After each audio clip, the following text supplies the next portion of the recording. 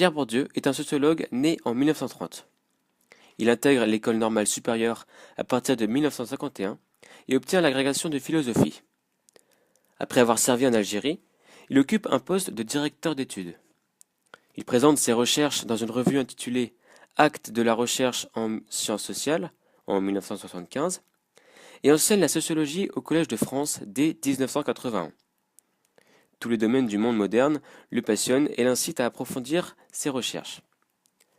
Pierre Bourdieu, pour sa théorie, va s'inspirer de Marx, Weber, Durkheim pour établir ses démarches et ses concepts tout en essayant de redéfinir, allant même jusqu'à les dépasser.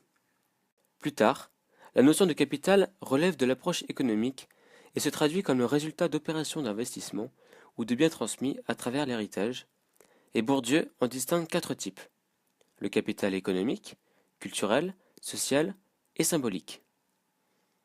Le capital économique mesure l'ensemble des ressources économiques d'un individu, à la fois ses revenus et son patrimoine.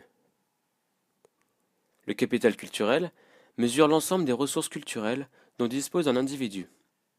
Elles peuvent être de trois formes: incorporées, savoir et savoir-faire, compétences, formes d'élocution, etc.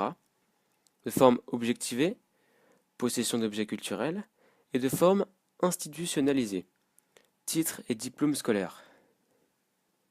Le capital social mesure l'ensemble des ressources qui sont liées à la possession d'un réseau durable de relations d'interconnaissance et d'interreconnaissance. Le capital symbolique, quant à lui, désigne toute forme de capital, culturel, social ou économique, ayant une reconnaissance particulière au sein de la société.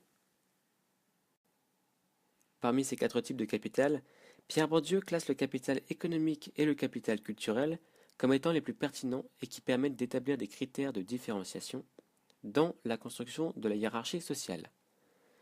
D'une façon générale, Pierre Bourdieu estime qu'il existe un capital bien déterminé qui structure chaque science sociale et constitue un enjeu de lutte